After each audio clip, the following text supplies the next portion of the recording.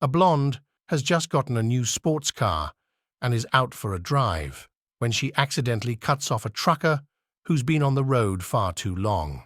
He motions for her to pull over. When she does, he gets out of his truck and pulls a piece of chalk from his pocket. He draws a circle on the side of the road and commands the blonde, "Stand in that circle and don't move."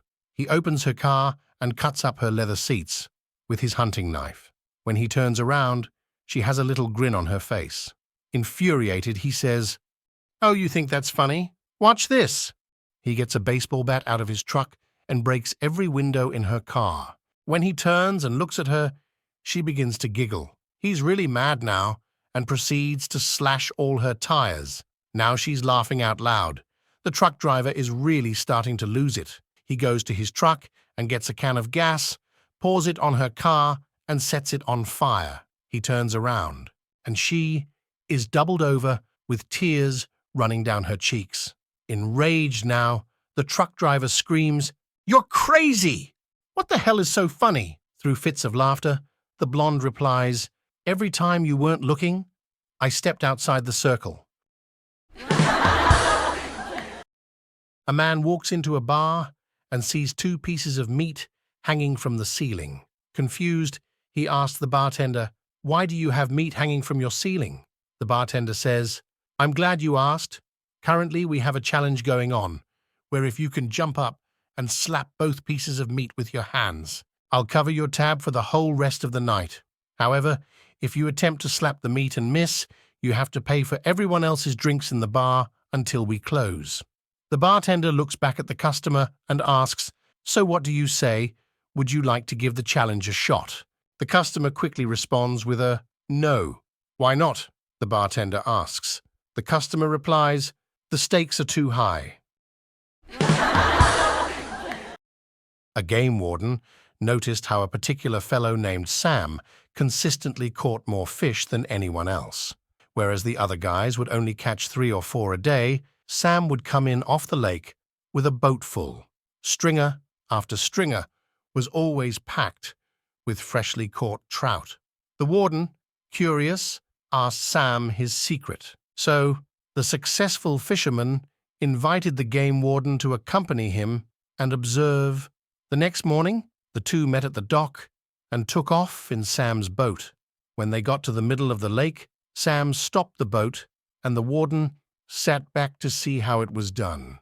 Sam's approach was simple. He took out a stick of dynamite, lit it, and threw it over the side, whereupon it sank under the water.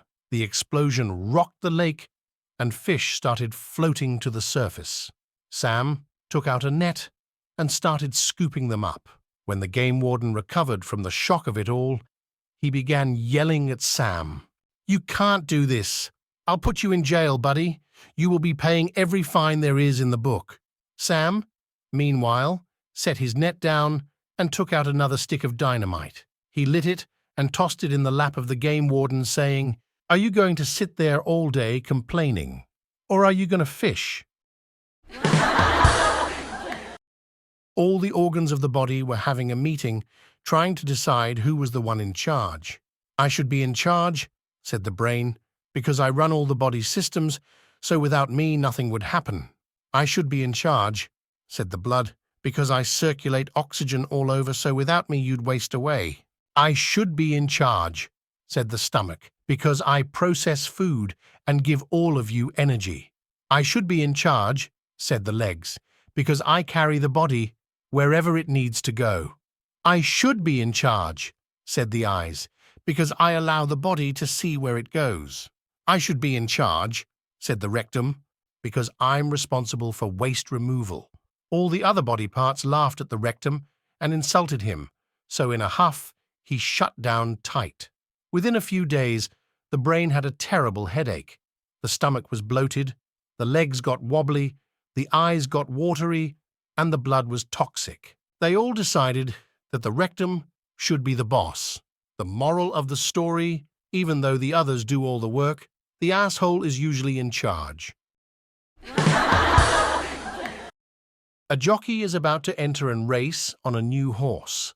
The horse's trainer meets him before the race and says, "All you have to remember with this horse is that every time you approach a jump, you have to shout, 'Ollie, oop!'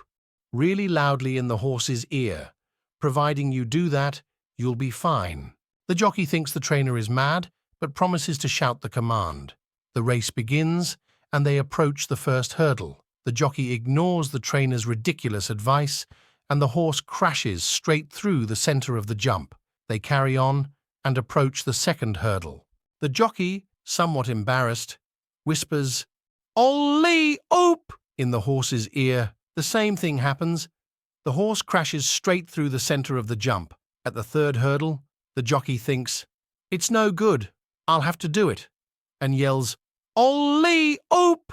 really loudly. Sure enough, the horse sails over the jump with no problems. This continues for the rest of the race, but due to the earlier problems, the horse only finishes third.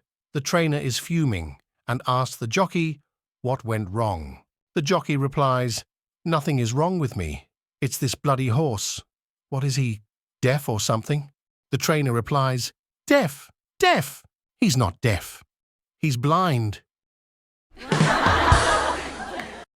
A redneck and an annoying stranger are sitting next to each other on a 12-hour plane ride. The stranger is pretty well dressed, and after a few drinks, becomes very loud and disruptive. He starts boasting that he's the smartest man on the plane. After a few minutes of unsuccessfully trying to get people to engage with him, a stewardess tells the stranger he needs to be quiet and stop disturbing the other passengers. Irritated by this, the stranger nudges the redneck in his dirty boots, cowboy hat, and plaid shirt and said, "Let's talk. I've heard that flights will go quicker if you strike up a conversation with your fellow passenger. And this cabin is full of a bunch of morons." Jim Bob, who had just tilted his hat over his eyes to get some sleep, tilted it back up slowly and said to the stranger, "Yep, I hear that. What you want to talk about?" "Oh, I don't know," said the stranger, who began to grin, because he was about to show this dumb redneck how much smarter he is. "How about nuclear power?" "Yep, I don't much care for it," said Jim Bob. "Okay," said the stranger. "Why don't you ask me a question? And if I can answer it, you have to pay for my next drink.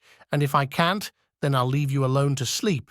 Jim Bob considers for a moment, then says, "A horse, a cow, and a deer all eat grass, the same stuff. Yet a deer excretes little pellets, while a cow turns out a flat patty, and a horse produces clumps of dried grass. Why do you suppose that is?" After considering for a minute, stranger says, "Geez, I have no idea." "Well then," said Jim Bob, as he tilted his hat back down and leaned his seat back, "how is it that you feel qualified to discuss nuclear power when you don't know shit?" My friends, if you want to watch other funny jokes, subscribe to the channel.